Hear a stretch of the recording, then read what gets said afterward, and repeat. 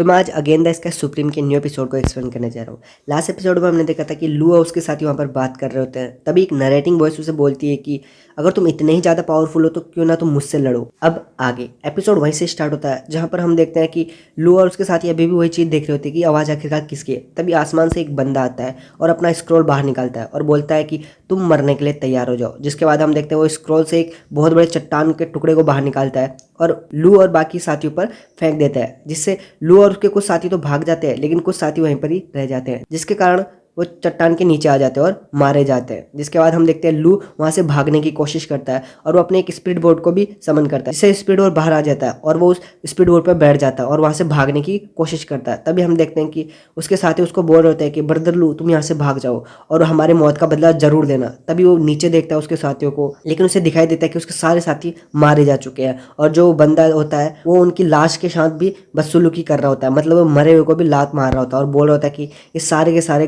गंदी नाली के सुअर है और इन सबका मरना तो मेरे हाथों लिखा था और साथ ही मोटे तेरा भी मरना मेरे हाथों लिखा है और तुम मुझसे भागने की कोशिश कर रहा है। क्या तू अपने दोस्तों का बदला नहीं लेगा? जिसकी बात सुनकर लू को बहुत ज़्यादा गुस्सा आ जाता है और बोलता है कि मैं अपने दोस्तों का बदला जरूर लूंगा और तुम्हें अपने हाथों से मारूंगा, तुम्हारी लाश के टुकड़े करके कुत्तों को खिला दूंगा। जिसकी बात सुनकर वो लड़का बोलता है कि मैं तो तुम्हारी बातों से डर गया, कहीं मुझे तुम्हारी इन बातों से हार्ट अटैक ना आ जाए। जिसके बाद वो उसका मजाक उड़ाने लगता है। तभी हम देखते हैं कि वो अपने स्टोरेज रिंग से एक स्पीड बोट निकालता है, जिसे देखकर लू समझ जाता है कि ये तो लो ग्रेड का याजून है और वो उसके स्पीड बोट से कहीं ज़्यादा अपग्रेडेड है। मतलब वो समझ चुका था कि ये इससे लड़ नहीं सकता, इसलिए लू वहाँ से भागने की कोशिश करता है। जिसके बाद हम देखते हैं कि वो लड़का भी अपने स्पीड बोट पर बैठ जाता है, उसका पीछे करने की कोशिश करता है, जहाँ पर सीन शिफ्ट होता है और हमें दिखाया जाता है टेंग्यू और बाकी के साथियों को, जहाँ पर जियान गुस्से से बोल रही होती है कि हमें यहाँ आए हुए 7 दिन हो चुके हैं और हम अब कितना वेट करेंगे। मुझे उन लोगों पर गुस्सा आ रहा है जो eternal immortal set soul clan के जो बंदे हैं, उन्होंने हमारे क्लैन के बंदों को मारा है और मैं उनको मार के अपना बदला लेना चाहती हूँ। तो टेंग्यू प्लीज मुझे यहाँ से ले चलो ताकि मैं अपना बदला ले सकूँ। लेकिन टेंग्यू से कुछ नहीं बोलता। तभी सीन शिफ्ट होता है और हमें फिर से लू को दिखाया जाता है जो कि अभी भी वहाँ से भाग रहा होता है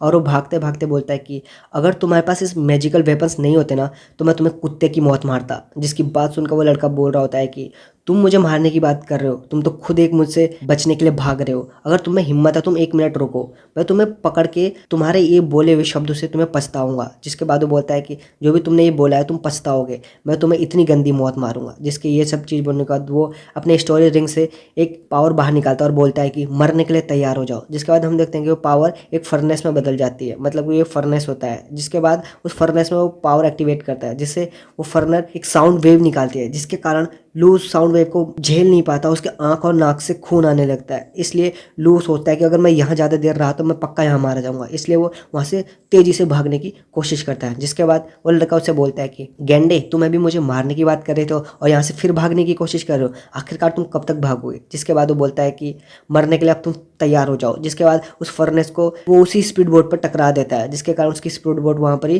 तबाह हो जाती है और वो लू नीचे गिरने लगता है। जिसके बाद वो लड़का सोचता है कि यही मौका मेरे लिए सबसे अच्छा है। जिसके बाद वो अपनी स्वॉर्ड बाहर निकालता है और लू की तरफ भाग कर जाता है ताकि वो उसे मार सके। तभी हम देखते हैं कि वो लू के एकदम पास आ जाता है और अपनी स्वॉर्ड से एक स्लैश अटैक कर देता है, जिसके कारण लू शायद अब मारा जा सकता है। तभी हम देखते हैं कि लू को बचाने के लिए टेंग्यू वहाँ आ जाता है, उस स्लैश अटैक को भी वो इजिली डोज कर देता है और उस लड़के को अपनी फ्रीज पावर से वहाँ पर ही जमा देता है। जिसके कारण हम देखते हैं कि लू कहीं ना कहीं भारी था, इसलिए वो लू को फेंक देता है और अपने साथियों को बोलता है कि तुम ब्रदर लू को पकड़ लो। जिसके बाद एक साथी उसको पकड़ भी लेता है, जिससे हम देखते हैं कि अब लू थोड़ा सेफ हो गया था। जिसके बाद टेंग्यू उस पर अभी भी अपने फ्रीज पावर से अटैक कर ही रहा होता है, लेकिन वो लड़का अपनी पावर को एक्टिवेट करते उससे उसके चंगुल से बच जाता है और उससे कुछ दूरी बनाने के बाद उसके फ्रीज पावर से भी वो बच जाता है। जिसके बाद देखते हैं हम उस लड़के को जो कि टेंग्यू को बोल रहा होता है कि तुम आज मेरे हाथों से मरने वाले हो। जिसके बाद टेंग्यू उस पर अपने फायर से अटैक कर देता है, लेकिन वो वहां पर अपने आर्मर और स्वॉर्ड को समन कर लेता है, जिसे देखकर टेंग्यू बोलता है कि अच्छा तुम्हारे पास लो ग्रेड की याजून भी है। जिसके बाद हमें उसी लड़के के आर्मर और स्वॉर्ड को दिखाया जाता है जो कि बहुत ही